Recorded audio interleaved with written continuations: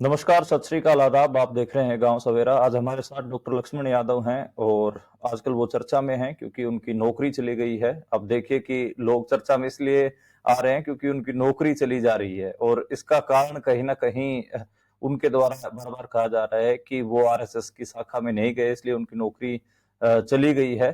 और चर्चा होनी भी चाहिए क्योंकि एक शिक्षक जो 13-14 साल तक पढ़ा रहा था, जिसका एपीआई स्कोर 100 में से 96 था, और उसका निकाला जाना कहीं ना कहीं एक इशारा भी करता है कि जो मौके की सत्ता है वो किस तरीके से अपने मनपसंद लोगों को ही रखना चाहती है सिस्टम में, और जो लोग उनकी जी हुजूरी नहीं कर रहे हैं उन्हें सिस्टम से बाहर निकाल देना चाह रही है। लक्ष्मण जी, नमस्कार। बहुत धन्यवाद सबसे मनदीप जी। पत्रकार नौकरी से निकाले जा रहे थे 2018 17-18 से ये सिलसिला शुरू होता है और बहुत सारे पत्रकारों को नौकरी छोड़नी पड़ी और अब शिक्षकों तक मामला पहुंचा है। तो पहले तो ये काफी हालांकि बड़े कैजुअली हम बोल देते हैं कि आप तो देखिए अब असली क्रांति की लड़ाई शुरू होगी और ऐसा है और वैसा, बहुत कैजुअली बोल देते हैं, मोटिवेट करने के लिए भी बोल देते हैं। लेकिन ये कितना मुश्किल है आपके लिए कि आपको 13 साल आपका जो लगाव था उसको एकदम से आपको हटा दिया गया। इसको कैसे देखते हैं आप? मनदीप भाई, ये वाकई बहुत दुखद है कि आपने बहुत शुरुआत शानदार की कि कोई नौकरी से निकाल दिया जाए तब वो चर्चा में आ रहा है। असल में होना ये चाहिए था कि मैं अभी भी चाहता हूँ कि चर्चा इस बात पर न हो, कम हो कि लक्ष्मण यादव को नौकरी से क्यों निकाला गया, बल्कि चर्चा इस बात पर हो कि किसी केंद्रीय विश्वविद्यालय में किसी असिस्टेंट प्रोफेसर के रखे जाने की और उसे बाहर किए जाने की क्या शर्तें होती हैं, और तब ये पूछा जाए कि डॉक्टर लक्ष्मण यादव या इन जैसे कई सौ प्रोफेसर जो निकाल दिए गए वो क्यों निकाले गए, और 4,000 लोग लगभग अपॉइंट कर दिए गए हैं, तो उनके पीछे की वजहें क्या हैं। असल में पूरा मामला केवल इतना है कि मैं दिल्ली विश्वविद्यालय के जाकिर हुसैन कॉलेज के हिंदी विभाग में लगभग 14वां साल मेरा चल रहा है, जब मैं वहाँ ठेके पर प्रोफेसर, मैंने तो ओपनली बोला था हर जगह, मेरे बायो में लिखा हुआ था सोशल मीडिया के, assistant professor university of Delhi ठेके पर प्रोफेसर। तो ये जो पूरा मामला था, ये उस पूरे मामले में ये देखना चाहिए था कि भाई आप इतने साल से पढ़ा रहे हैं तो ठीक है, आप सीधे किसी को परमानेंट नहीं कर सकते थे, इंटरव्यू देना पड़ा परमानेंट अपॉइंटमेंट के लिए। जब परमानेंट अपॉइंटमेंट का इंटरव्यू बैठा, पैनल बैठा, इंटरव्यू हुआ, तो किस आधार पर किसी को सेलेक्ट और किसी को रिजेक्ट करते हैं, यही मेरा क्वेश्चन है, और इसी पर मेरा पूरा विरोध है। और देश के लोगों से मैं यही पॉइंट समझने को कह रहा हूँ। समझने वाली बात केवल इतनी है, हम्म। आपने भी इंट्रो में बोला कि अगर कोई अपने यूनिवर्सिटी का 100 एपीआई में से 96 है, तो उसकी जगह 56 हम्म। या 50 नंबर वाले को रखा जाना उचित है कि अनुचित है, एक तो सवाल। दूसरा, कोई इलाहाबाद हम्म। यूनिवर्सिटी का गोल्ड मेडलिस्ट है, उसकी जगह दूसरे को रखा गया, तो क्या वो ज्यादा मेडलिस्ट, ज्यादा मेरिटोरियस है क्या? तीसरा, मैं उस कॉलेज हम्म। का सबसे पुराना एक्सपीरियंस टीचर था, 14 साल मैंने 14 हम्म। बैच पढ़ाए। अब मेरी जगह जो रखा गया है वो हम्म। स्कूल से आए हुए टीचर है, उनका कोई एक्सपीरियंस नहीं है। मैं किसी के ऊपर टिप्पणी नहीं कर रहा हूँ कि उनको प्रोफेसर नहीं बनाया जाना था, कोई भी बन सकता है, सिलेक्शन कमेटी किसी को भी बना सकती है। हम्म। लेकिन इन सारी प्रोसेस में आपका कुछ क्राइटेरिया होगा ना। आप इंटरव्यू इसलिए करते हैं ना कि हम्म। उसमें से बेस्ट कैंडिडेट को रखेंगे ना। तो आपकी नज़र में बेस्ट होने का, हम्म। मेरिटोरियस होने का, एकेडमिक रिकॉर्ड होने का क्या पैमाना था? और उस सारे पैमाने में अगर मैं हम्म। सबसे बेस्ट था, तो मुझे निकालने की वजह क्या थी? तो वो वजह यही थी कि मैं उनकी तरह नहीं था, उनके विरोध में विचार रखता था, तो विचारधारा के नाम पर निकाला गया। हम्म। और यही मैं जानना चाहता हूँ कि क्या हम्म। देश के विश्वविद्यालय अब सरकारी हम्म। विचारधारा के जो कैंपस सिलेक्शन होते हैं, उनके अड्डे बन हम्म। जाएँगे? जबकि विश्वविद्यालय हर विचार के लोगों के होना चाहिए।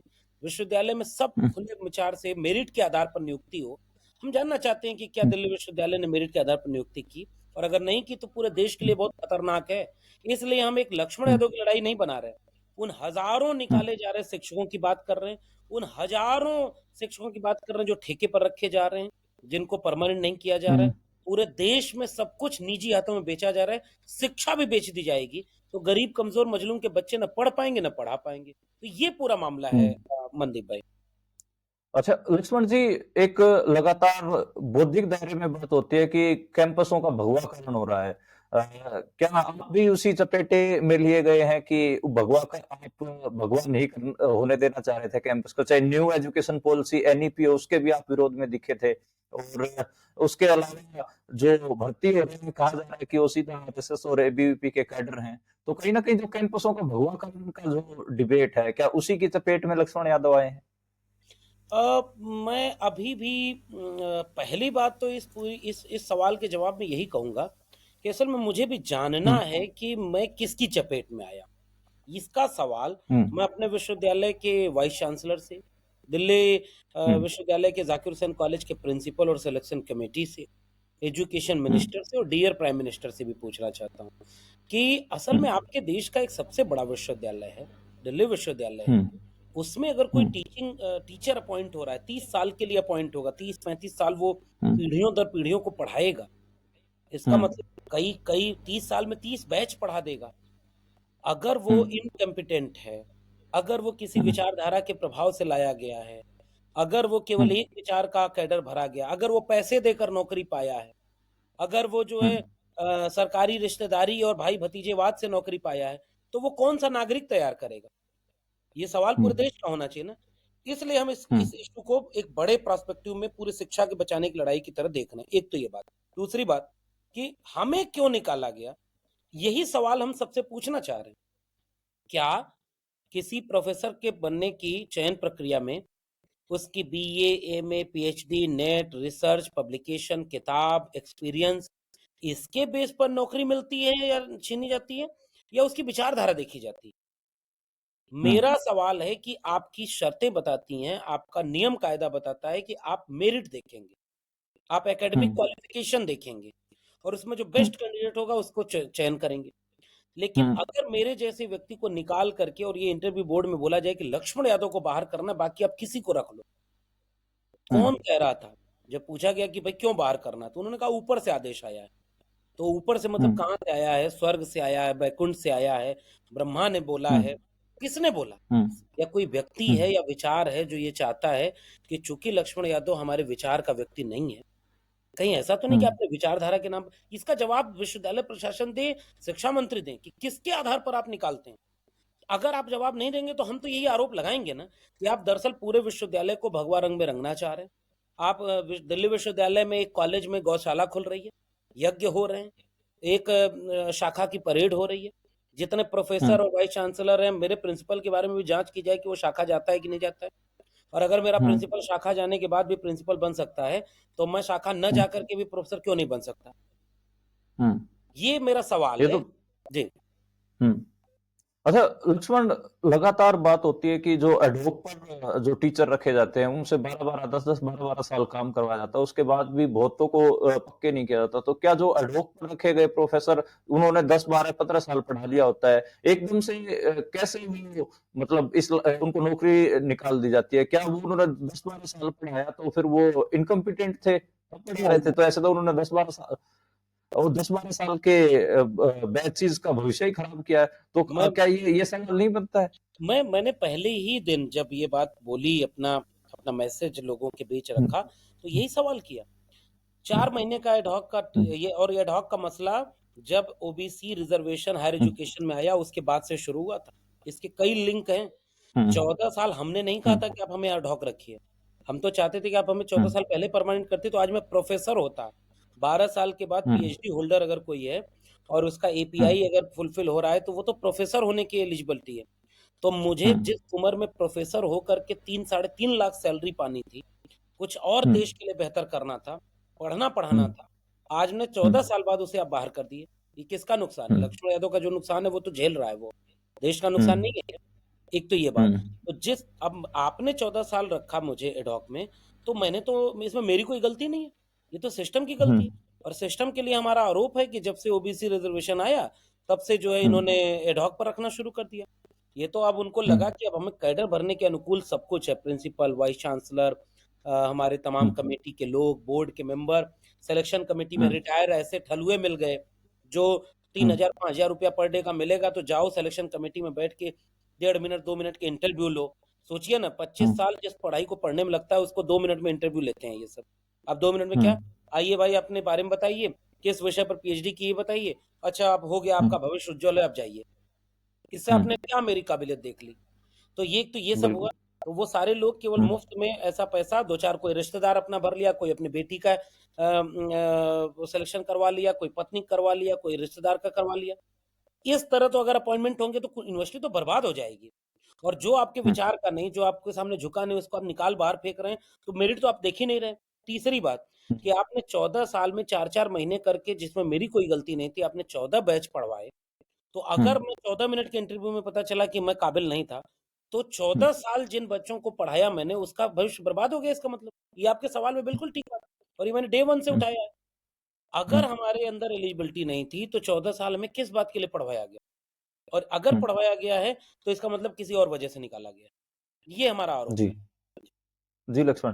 अच्छा लक्ष्मण वैसे बहुत मुश्किल का दौर होगा आपके लिए और आपके परिवार के लिए, लेकिन फिर भी मैं जानना चाहूँगा कि आगे का रास्ता क्या है? आप आगे क्या करेंगे और या आप चुप हो जाएँगे या फिर कोई आंदोलन का रास्ता होगा, कोर्ट जाएँगे, क्या आपका आगे का रास्ता रहेगा? असल में मनदीप भाई देखिए हम लोग वो जेपी आंदोलन का नारे को बहुत याद करते हैं कि सच कहना अगर बगावत है तो समझो हम भी बागी हैं। लेकिन ये हुँ, बात जितनी सुनने में आसान लगती है उतना बागियों के लिए बहुत मुश्किल होती है। मैं हुँ, जानता हूँ आपको भी आपके संघर्ष को आपकी किताब मैंने पढ़ी है किसान आंदोलन की और तमाम संघर्ष हुँ, देखा है।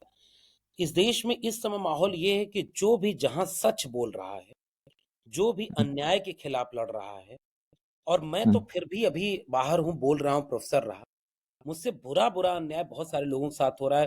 प्रोफ़ेसर, डॉक्टर, इंजीनियर जेल में डाले जा रहे हैं, पत्रकार जेल में डाले जा रहे हैं। जो उनके हुँ, अनुकूल नहीं है उसके ऊपर कमेटी बना दी जाती है, उनको नौकरी से निकाल दिया जाता है, बहुत कुछ हो रहा है। तो हुँ, हम कम से कम बाकी सबके हिस्से की नहीं लड़ाई लड़े तो अपने ऊपर होने वाले अन्याय अत्याचार के खिलाफ तो लड़ाई लड़ें। और हुँ, शिक्षक होने का धर्म यही है। आप अपने हुँ, विद्यार्थी को जाके यही कहते हैं कि अन्याय के खिलाफ और न्याय के पक्ष में खड़ा होना नागरिक का धर्म होता है। सच का साथ हुँ, देना, निडर बनना। हुँ, लेकिन आप एक हुँ, डरा हुआ शिक्षक चाहते हैं। तो एक डरा हुआ हुँ, शिक्षक एक रीढ़-विहीन नागरिक पैदा करता रीढ़-विहीन विद्यार्थी पैदा करता है, जो बाहर निकल के मुर्दा नागरिक बनेगा। तो जो हुँ, हमें पढ़ाया गया था, जब हमने उसे जीना शुरू किया तो आपने हमें बाहर कर दिया। तो ज़ाहिर-सी हुँ, बात है मनदीप भाई जिसके ऊपर गुज़रती है, उसका हुँ, दर्द 2-4 दिन तो मीडिया में चर्चा होती है। मैं था पॉपुलर, हुँ, मैंने हिम्मत करके बोला तो लोगों ने साथ दे हुँ, दिया। 10 दिन हुँ, बाद कौन पूछने जा रहा है कि लक्ष्मण यादव के ऊपर क्या बीत रही? 10 दिन बाद जी। कौन पूछने जाएगा कि उनके परिवार में क्या हो रहा है? हुँ, लेकिन फिर भी मुझे ये लगता है कि ये मुश्किल तो मेरे लिए बहुत है। आगे क्या करूँगा अभी हुँ, कुछ सोचा नहीं क्योंकि आगे कुछ दिख नहीं रहा है। आपने हुँ, अचानक से एक व्यक्ति के करियर, उसके सपने छीन लिए हैं। आपने हुँ, अचानक से उसको सड़क पर ला दिया है। लेकिन मेरे निजी जीवन में जो कुछ होगा, जब हुँ, मैंने डे 1 से सच का पक्ष, हक का पक्ष, न्याय का पक्ष चुना है, तो मैं हुँ, जानता हूँ कि इस रास्ते में कितनी मुश्किलें होंगी और हमारे हुँ, पुरखे बहुत सारी मुश्किलों से लड़ते हुए यहाँ तक हमें पहुँचाए। तो हुँ, चूँकि मेरी लड़ाई सही है, मैं सही रास्ते पर हूँ, मैं न्याय के रास्ते पर हूँ, तो हुँ, आँख में आँख डाल कर के इन ज़ालिमों से लड़ूँगा ज़रूर हुँ, और उस लड़ाई को इस निजी लड़ाई नहीं बनाऊँगा। हज़ारों शिक्षकों की लड़ाई बनाना चाहता हूँ। शिक्षा के बर्बाद किए जाने के खिलाफ एक लड़ाई बनाना चाहता हूँ, एक जन आंदोलन बनाना हुँ, चाहता हूँ। देश के किसानों, मज़दूरों से अपील करना चाहता हूँ। हुँ, गरीब, कमज़ोर, मज़लूम के बच्चे डीयू, जेएनयू में कब पढ़ेंगे? जब फ़ीस कम हुँ, होगी, जब सीट ज़्यादा हुँ, होगी, जब आपके हुँ, बच्चों को प्रोफ़ेसर बनने के लिए मौका होगा और हुँ, अगर आप इन सारी परिस्थितियों में आप नहीं बोलेंगे, बाकी हुँ, प्रोफ़ेसर इसलिए नहीं बोलते मनदीप भाई कि अगर वो बोल देंगे तो आइंदा फिर कोई उनको नौकरी पर रखेगा ही नहीं। इसलिए हुँ, हज़ारों लोग निकाले गए लेकिन कोई बोलता नहीं। हमने हुँ, साहस किया है, तो हम अपील करते हैं उन सारे शिक्षकों के, देश भर के शिक्षकों से, देश भर हुँ, के ठेके पर रखे शिक्षकों से, स्कूल शिक्षकों से, यूनिवर्सिटी के हुँ, शिक्षकों से कि कम से कम आइए इस लड़ाई में साथ दीजिए और इसे एक जन आंदोलन बनाइए, शिक्षा को बचाने का आंदोलन बनाइए। शिक्षा जी, और शैक्षणिक संस्थान, विश्वविद्यालय किसी पार्टी के विंग नहीं होते कि उसमें अपना कैडर भरा जाए। वो हुँ, देश की चीज़ होती है, वो समाज की पूँजी होती है। तो किसानों, मज़दूरों से मेरी अपील रहेगी, आपकी जेब में पैसा होगा तब आपके बच्चे पढ़ेंगे, क्या आप यही शिक्षा चाहते हैं? गरीब, हुँ, कमज़ोर, मज़लूम के बच्चे अच्छी शिक्षा पाएँ, उनके बच्चे प्रोफ़ेसर बनें, उनके सिलेबस में कोई छेड़खानी ना हो। एक अच्छा सिलेबस हो ताकि उससे निकले हुए लोग अपनी पीढ़ियों की गुलामी को दूर करने के लिए नागरिक बन के निकलें। तो अगर हुँ, आप भी ये चाहते हैं तो इस जन आंदोलन में साथ दीजिए। मैं देश भर के लोगों से अपील करता हूँ, आप इस हुँ, आंदोलन को साथ दीजिए हुँ, और ये लक्ष्मण यादव हुँ, की लड़ाई नहीं, पूरे शिक्षा को बचाने की लड़ाई होगी। तो कोशिश करेंगे हुँ, मनसुख भाई, जब तक लड़ हुँ। सकेंगे तब तक लड़ेंगे। जी, शुक्रिया लक्ष्मण और लक्ष्मण यादव थे। मैं भी आप सभी मेरे दर्शकों से अपील करना चाहूँगा, जितने भी साथी हमें देख रहे हैं, कि आप लक्ष्मण जैसे शिक्षक को बचाइए और ये हमारे समाज की धरोहर है। मुझे तो लगता है कि हर एक शहर में, चाहे वो लखनऊ हो, इलाहाबाद हो या फिर हरियाणा का रोहतक हो, करनाल हो, पंजाब का बठिंडा हो, अमृतसर हो, पटियाला हो, लुधियाना हो, वहाँ पर एक-एक दिन आप लक्ष्मण यादव को बुलाइए और वहाँ पर ही क्लास लगवाइए। शहर दर शहर मेरे हिसाब से लक्ष्मण यादव की क्लासें लगवाई जानी चाहिए, क्योंकि आप हम आपने और हमने इनको सोशल मीडिया पे बोलते भी सुना है, जन आंदोलनों में बोलते सुना है और जहाँ पर भी इनको बुलाया जाता है, एक बौद्धिक के तौर पर भी ये उभरे हैं, तो हम सबने इनको सुना है। तो आप सभी से, मेरे दर्शकों से और जितने भी जन संगठन हैं, उनसे भी मेरी दरख्वास्त है कि आप हर मंच इन तक मुहैया करवाइए, क्योंकि ऐसे शिक्षक हमें बार-बार नहीं मिलते। और मैं लक्ष्मण से भी गुजारिश करना चाहूँगा कि आप भी पब्लिक के बीच में रहिए और ठीक है कि यूनिवर्सिटी कॉलेज से निकाल दिए गए हैं, लेकिन यूट्यूब, सोशल मीडिया पर आप अपने बच्चों को पढ़ाना जारी रखिएगा मनदीप और भाई संभवतः हाँ, आप भारत के ऐसे पहले शिक्षक करने वाले पहले शिक्षक होंगे जो यूनिवर्सिटी कॉलेज से निकाले गए हों। उन्होंने अपना पब्लिक दायरे में, जनता के दायरे में जाके फिर भी पढ़ाना जारी रखा हो। मैं आप चाहे मैं बेशक से यही मैं यही कह रहा शहर था शहर मनदीप भाई, दर मैंने पहले दिन कहा कि मुझसे मेरी हुँ, कक्षाएँ छीन सकते हो, मेरा पढ़ाना नहीं छीन सकते, कलम और किताब नहीं। मैं अपने कमरे में हुँ, बैठकर सोशल मीडिया पर पढ़ाऊँगा। मैं अब तक हुँ, सामाजिक न्याय की पाठशाला अपने यूट्यूब चैनल पर चलाता था। अब मैं साहित्य हुँ, की पाठशाला, समाज की पाठशाला भी चलाऊँगा और जनता हुँ, के बीच जाकर के मैं लोगों के बीच पढ़ूँगा उनसे और जितना हुँ, थोड़ा-सा पढ़ा पाऊँगा, उतना हुँ, पढ़ाऊँगा। ये मैंने पहले दिन ही हुँ, वादा किया था। तो आपको ये वादा दिलाते हैं कि हम इस सफ़र को आगे ले चलेंगे। हुँ। ये हिंदी साहित्य में प्रेमचंद के फटे जूते आप लोगों ने ज़रूर उनके ऊपर गौर किया होगा। तो लक्ष्मण यादव का झोला ना फटे, इसका पूरा आप ख़्याल रखिए और उनके झोले से किताबें ना निकले, बल्कि ये जो उनका ज्ञान है वो सारे समाज तक फैल सके, यही हमारी आशा रहेगी। देखने के लिए शुक्रिया। बहुत धन्यवाद।